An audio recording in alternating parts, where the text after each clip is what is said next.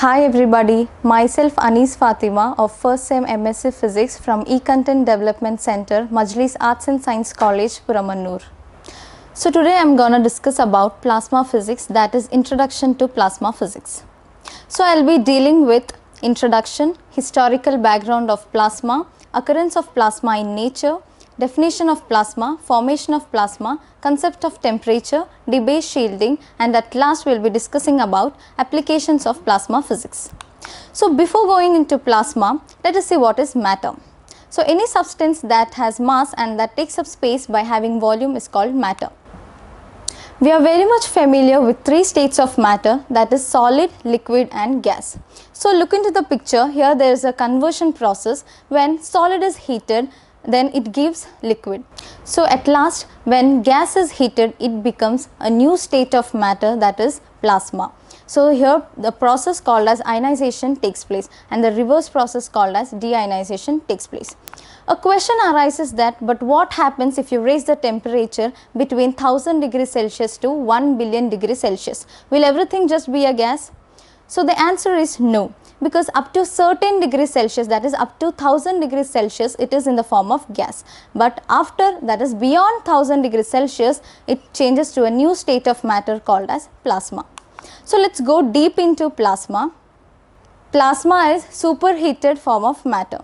Yes, plasma is a superheated form of matter because it contains super level of high temperature. Plasma is usually very hot because of its high temperature used to break the bond between electron and nuclei of atom.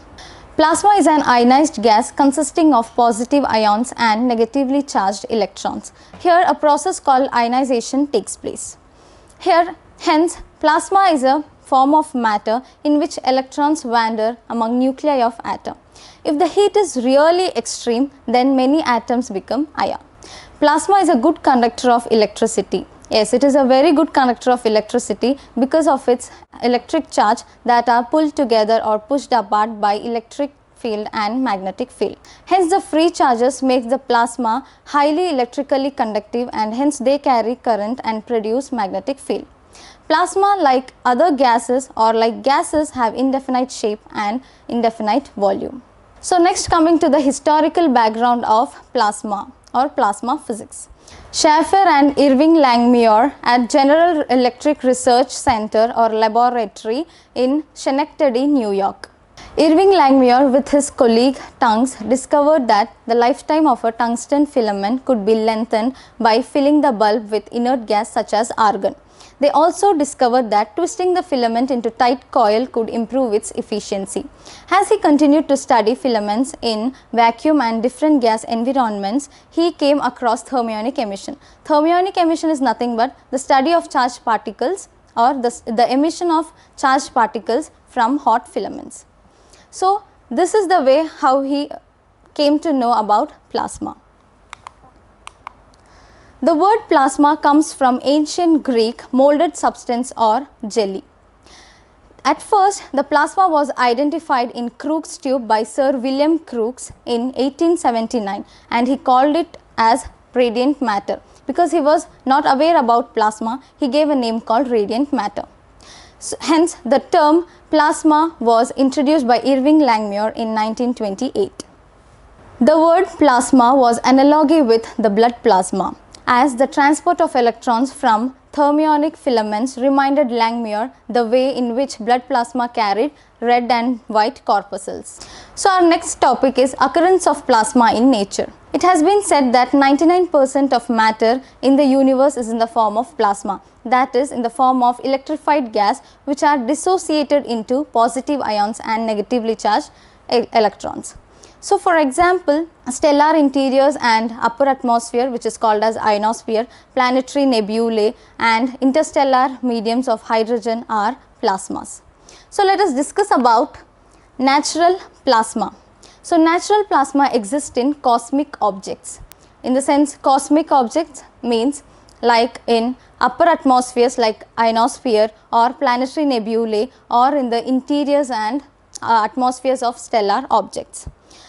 And on Earth, the plasma could be produced in laboratories. You may have a question that why plasma is found only in cosmic objects and not on Earth. So the answer is very simple. As we studied till now, we came to know that plasma needs a very high temperature, but on Earth the temperature is low and the density is large compared to the cosmic objects. But in cosmic objects the temperature is really very high, which is suitable for plasma. So now let us see some of the regions where plasma exists. So the first is ionosphere. So a stream of charged particles are continuously emitted by our sun, and this is called as solar wind. So this solar winds produces hazardous radiation such as gamma ray, X-ray and UV. So the upper atmosphere, that is which is known as ionosphere, absorbs these radiations, and hence this plays an important role in shielding us from hazardous radiations. So this ionosphere is situated 50 km above the Earth's surface. And the next region where the plasma exists is Van Allen radiation belt. So as I told you about solar wind, that those are stream of charged particles which are continuously emitted by sun. So this solar wind form a zone of energetic particle around the Earth's surface, and hence they are held by Earth's magnetic field. So here in the picture you can see two belts which is situated. So the first belt is situated 9,700 kilometers above the Earth's surface, and the second belt is situated 22,500 kilometers above the Earth's surface. So here next region is aurora. So above the Earth's magnetic pole, the charged particles have free access to Earth's atmosphere. As the lines of magnetic field are concentrated to surface, this produces charged particles interact with molecules. Hence these form a glow from time to time. So this glow is called as aurora, and it is also called as northern lights or southern lights. So this is the glow which is called as aurora. So next region where the plasma exists is solar corona. So corona is nothing but the outer atmosphere of the sun. So the material in the corona is extremely hot, hence that contain plasma which surrounds sun and other stellar objects. Until now we came to know that plasma is an ionized gas, but every ionized gas is not plasma. It has some unique properties or conditions. So those conditions could be defined in the definition of plasma. So let us see what is it. So by the definition of plasma, plasma is a quasi-neutral gas of charged and neutral particles which exhibit collective behavior. Here quasi-neutrality and collective behaviors are the two conditions or properties of plasma. So let us talk about collective behavior and then quasi-neutrality. So the collective behavior is, for ordinary air the molecules are neutral, but for plasma they have charged particles. For ordinary air, as the molecules are neutral, they have no forces such as Coulomb force or electromagnetic force. But in plasma they have charged particles, hence it contains positive charged and negative charged electrons. Hence they give rise to electric field. That is, we have two charges, that is one is positive and one is negative, that is electron. So the mass of ion is heavier compared to electron, hence the relative motion of ion is negligible. Therefore the mobility of electron is large than ion, and therefore motion of charges produces flow of current and it generates magnetic field. Okay, coming to quasi-neutrality. Quasi-neutrality means plasma is overall neutral. That is, plasma contains charged particles, that is positive ion and negatively charged electron. With them plasma also contains some neutral atoms. So next we will discuss about concept of temperature. I am not going to discussing deep into it, I will just give a glimpse of it. A gas in thermal equilibrium has particle moving with different velocities. So if a particle is moving in a different velocities in a gas, that too in a thermal equilibrium, then based on statistical mechanics it is given by Maxwell-Boltzmann's distribution. So it is given by f of u is equal to a exponential of minus half mu square divided by kT, where f of u is number of particles per cubic meter and m is mass of particles and u is velocity of particle, where k is Boltzmann constant, that is 1.38 into 10 raised to minus 23 joule per Kelvin, and T is absolute temperature. So to find the density n, it is given by n is equal to integral minus infinity to infinity f of u du. So to find out average kinetic energy of the distribution, you have to divide kinetic energy by this density. So you will get EAV is equal to integral minus infinity to infinity half mu square f of u du divided by integral minus infinity to infinity f of u du. So solving this, you will get average kinetic energy as half kT. This is for one dimensional, hence it is half kT. If it is for three dimensional, it will be 3 by 2 kT. Okay. So here T is equal to 1 electron volt divided by K, and substituting for K we get 11,600 Kelvin. So this is all about concept of temperature. So we all have a misconception about temperature, that high temperature means a lot of heat. But people are really amazed to know that electron temperature of fluorescent bulb is 20,000 Kelvin. So the question arises that, but why it doesn't feel that hot? Of course, we have to take heat capacity into account. The density of electron inside the bulb is less than a gas at atmospheric pressure. Hence, the total heat transferred to the wall by electron striking is not that great. I'll give you another example. Sometime you may have experienced that when a cigarette ash drops on your hand. Although the temperature involved is very high enough to cause a burn, but the total heat involved is not. Next, moving into debase shielding. Even here I am not going to discuss deep into it, I'll just give you an outline. So debase shielding. Plasma has an ability to shield out electric potential applied to it. So now let us consider two metal balls or two metal spheres which are kept in plasma, and these metal spheres are connected to potentials, that is batteries. That is, one sphere is connected to positive side of the battery and the other sphere is connected to negative side of this battery. So here we as we know, these spheres are kept in plasma. They contains positive charge and negative charge. So these charges oppositely attract the sphere, hence they form a cloud or sheath region. So here it is given as, when the shielding should be perfect, there should be no thermal motion.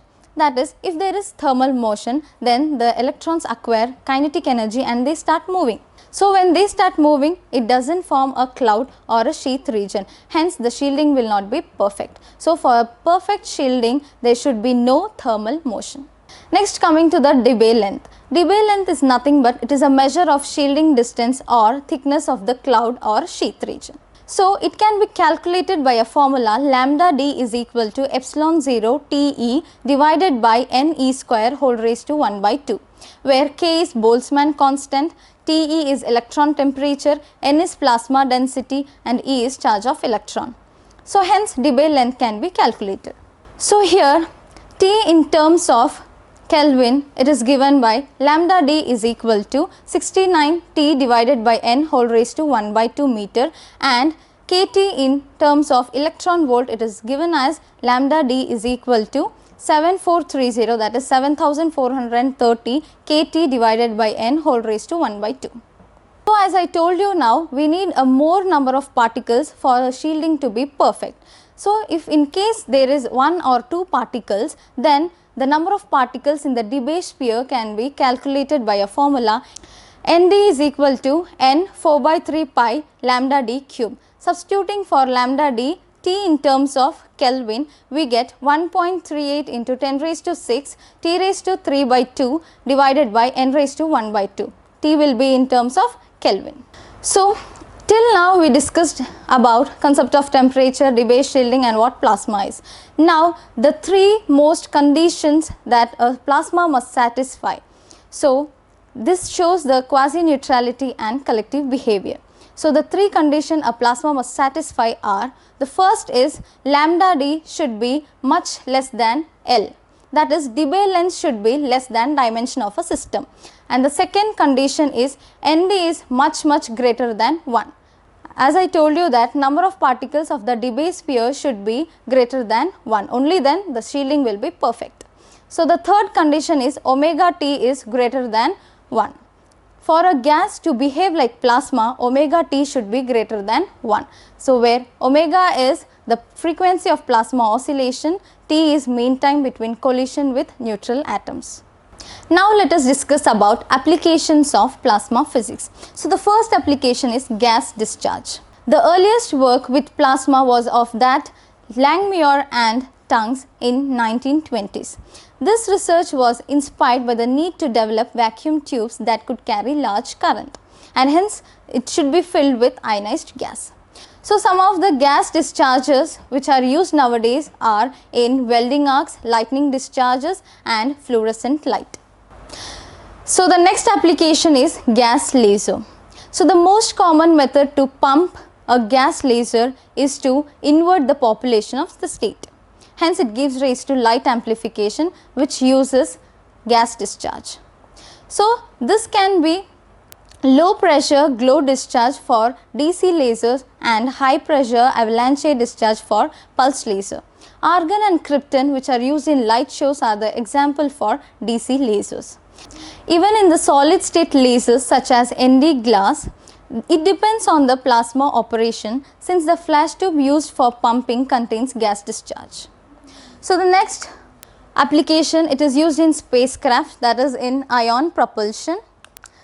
Plasmas are also used in neon signs, fluorescent bulb or fluorescent lights, plasma televisions, and plasma globes are used to make plasma in laboratories. So, plasmas are also used in drive lasers, particle accelerators, it is used in making semiconductors, and it is also used in electronic equipments. So, this is all about application of plasma physics. So, in the field of plasma, it is really very vast and it has advanced technology. So, the recent update news of South Korea's artificial sun is that it has achieved 100 million degree temperature for 20 seconds. So, it is lasting for 20 seconds. So, it is achieved by K-STAR, that is Korean Superconducting Tokamak Advanced Research. So, even they have achieved it in 2018, but it lasted only for 1.5 seconds, and in 2019 it lasted for 6 seconds or 8 seconds, but now it has reached 20 seconds, which is a new world record. So, hence like this many researchers and many technologies are improving in field of plasma. So, I am gonna winding up my session. So, this is all about plasma physics. Hope you all got an idea about plasma physics, and thank you for watching.